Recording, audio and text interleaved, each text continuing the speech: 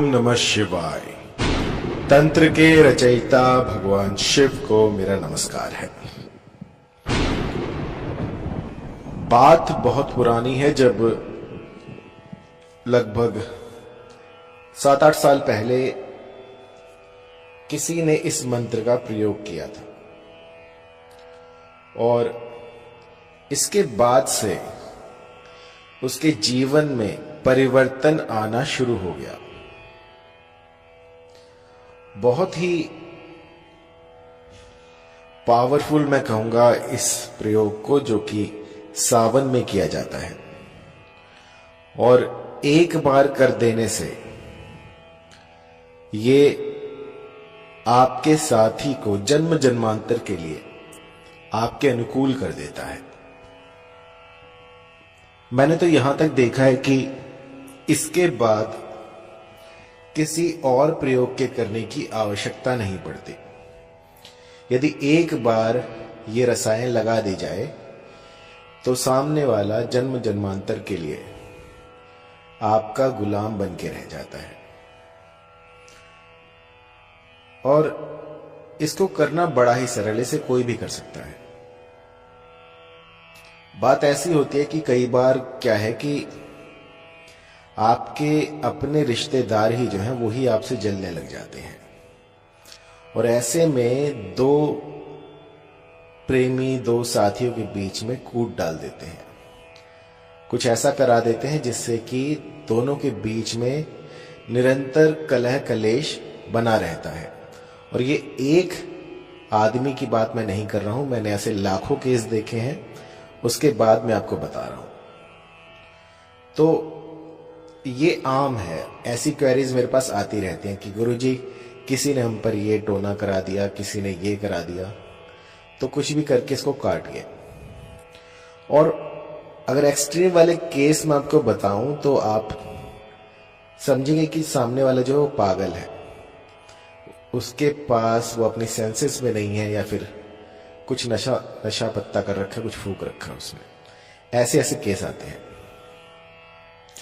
तो एक केस जो था वो बहुत ही अचंभित करने वाला था, वो उसके बारे में आपको बताता हूं। किसी एक व्यक्ति ने मुझे कॉल किया कि गुरुजी आपने ये इस रंग के कपड़े पहने हुए हैं, और फिर मैंने देखा तो मैंने वैसे ही कपड़े पहने हुए थे, लेकिन कोई दूर बैठा हुआ मुझे कैसे देख सकता है, कैसे मेरे कपड़ों का रंग बता सकता है। तो ये विद्या देखकर मैं आश्चर्यचकित रहा कि कोई मुझे ऐसा कैसे बता सकता है। इसके बाद उन्होंने मुझसे दीक्षा ली और जाने अनजाने में उनसे मैंने ये वाली जो विद्या है ये अर्जित कर ली। और यकीन मानिए अब ऐसा हो गया है कि चाहे कितनी ही दूर आदमी बैठा हो, चाहे वो उसके मन में कैसा भी विचार उठ रहा हो, उसके बोलने से पहले ही मुझे पता लग जाता है कि सामने वाला क्या बोलेगा। इसे चाहे मेरी कल्पना शक्ति कहिए, इच्छा शक्ति कहिए, लेकिन अब इतना एक्सपीरियंस हो गया है कि कोई भी जब बात करता है तो उसके सामने वाले का जो मंशा है उसकी मुझे पहले ही पता लग जाती है। तो बस मुद्दे पर आते हैं, मैं बार बार भटक जाता हूं। तो मंत्र ऐसा है कि किसी को भी पल भर में आकर्षित कर दे, और इसमें आपको ज्यादा कुछ तामझाम नहीं करना।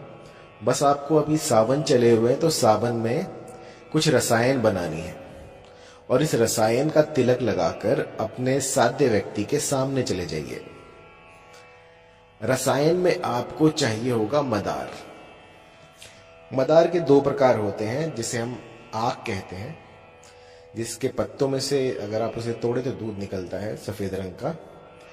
तो मदार का पेड़ आप ढूंढ लीजिए कहीं पर, उसके पत्ते पर आपको क्लीम लिखना है।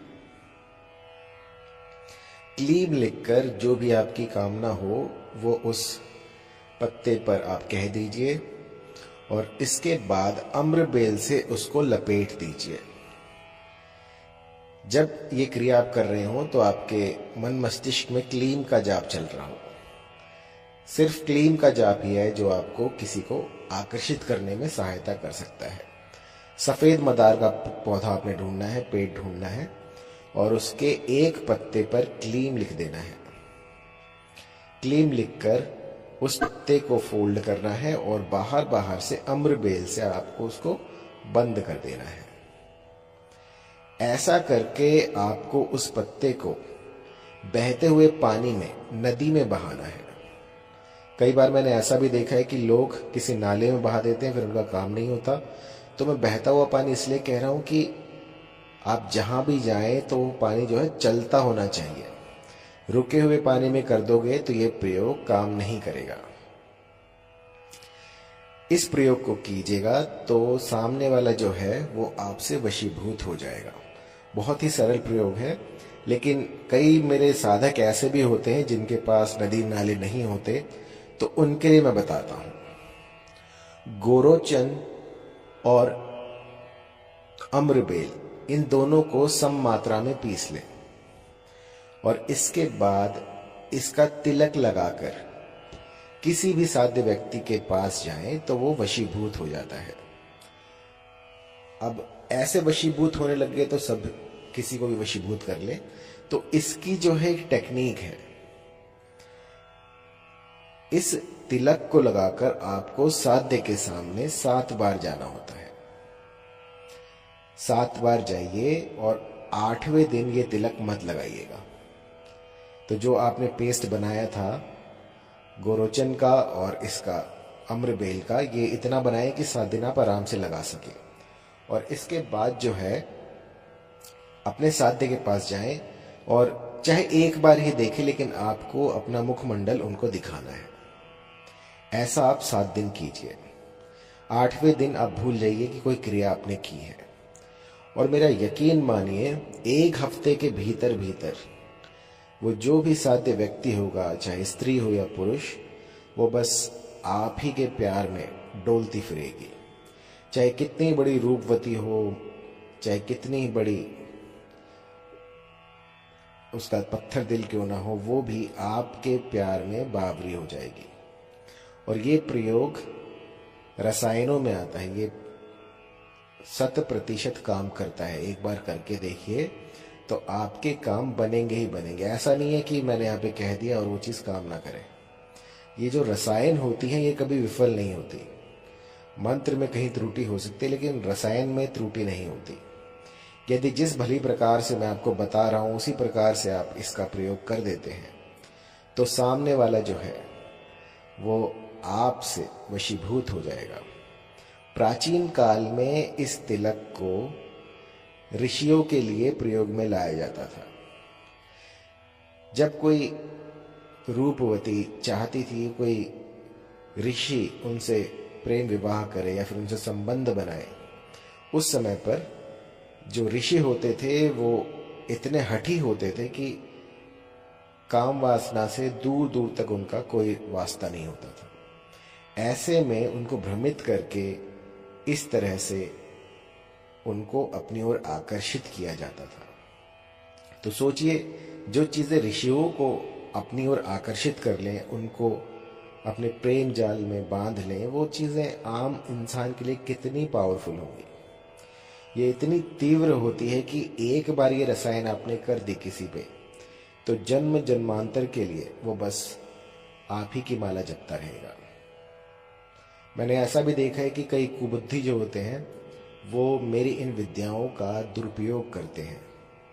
तो कभी भी जो मेरी ये रसायन है इनका किसी का अहित करने के लिए, किसी को नुकसान पहुंचाने के लिए प्रयोग ना करें, अन्यथा लाभ की जगह हानि के जिम्मेदार आप खुद होंगे। क्योंकि ये जो चीजें आपका काम बना सकती हैं, ये आपका काम बिगाड़ भी सकती हैं।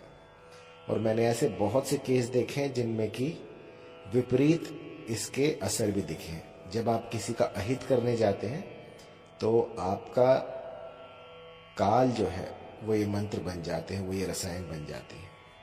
लेकिन मन में अगर सच्चा प्रेम हो और फिर आप इसको आंख मूंदे कर सकते हैं, कोई दिक्कत परेशानी नहीं है। तो किसी भी तरह की जानकारी के लिए आप कॉल